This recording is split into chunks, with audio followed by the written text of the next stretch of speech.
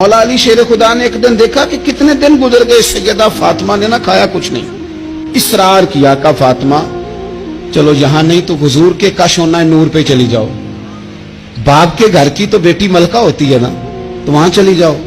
حضرت فاطمہ حضور کے کاشانہ نور پہ آئیں، بڑے خوبصورت لفظ ہیں۔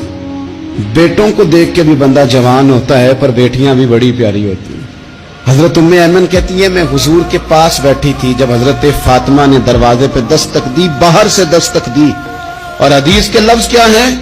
حضرت فاطمہ نے باہر سے دستک دی تو محبوب اندر سے فرمانے لگے ام ایمن دروازہ کھولو۔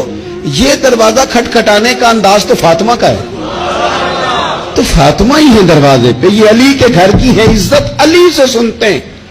نبی کے گھر کی ہے عزت، نبی سے سنتے ہیں۔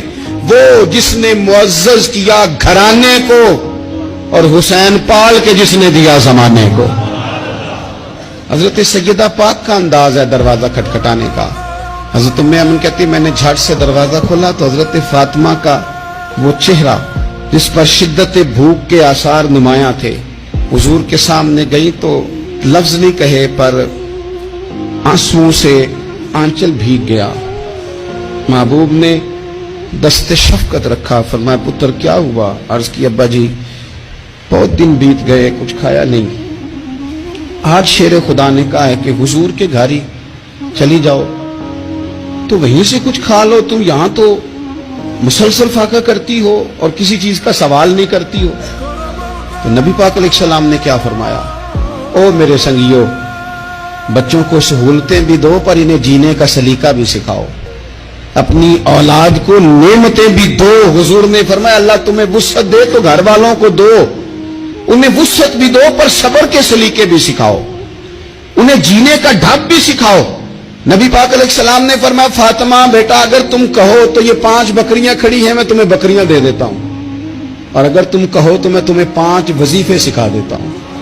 اور سنو نا یار، یہ بھی ایک انداز ہے نا، میں تمہیں 5 وظیفے سکھاتا ہوں۔ تو سیدہ فرمانے لگی سونے بکریاں رہنے دے، وظیفے ہی سکھائیں۔ کئی دنوں کی بھوک، شدت بھوک، اور میرے بھائی افطار کے وقت، حالانکہ صبح سے صرف روزہ ہوتا ہے، ہفتوں سے نہیں ہوتا، سوائے پانی کے سوجتا ہی کچھ نہیں۔ کہ یا رسول اللہ آپ نہ مجھے 5 وظیفے ہی دے دیں۔ میرے کریم نے 5 وظیفے بتا دیے۔ حضرت فاطمہ وظیفے لے کے گھر گئیں تو حضرت مولا علی شیر خدا فرمانے لگے فاطمہ کچھ کھایا؟ کچھ طبیعت آسودہ ہوئی؟ تمہاری وہ بظاہر جو نکاحت تھی اس میں کوئی فرق آیا؟ تو حضرت فاطمہ ہنس کے کہنے لگی، ہنس کے، مسکرا کے۔ یہاں مسکرانا کمال ہے، یہاں مسکرانا کمال ہے۔ مسکرا کے فرمانے لگی علی میں حضور سے دنیا لینے گئی تھی، مدینے والے نے دین عطا فرما کے بھیجا ہے۔ مولا علی کیا تبصرہ کرتے ہیں؟ فرماتے ہیں فاطمہ کمال ہو گئی، تم تو بڑا نفع والا سودا کر کے آئی ہو۔ یہ اخلاص، یہ للہیت، یہ حسن، یہ کمال۔ حضور نے فرمایا کہ تمہیں وہ اعزاز حاصل ہو جائے کہ تمہاری اولادوں تک یہ بات آئے کہ دنیا کی دولت جھولی میں آئے تو خوش نہیں ہونا، اللہ کا قرآن سینے میں آئے تو خوش ہونا ہے۔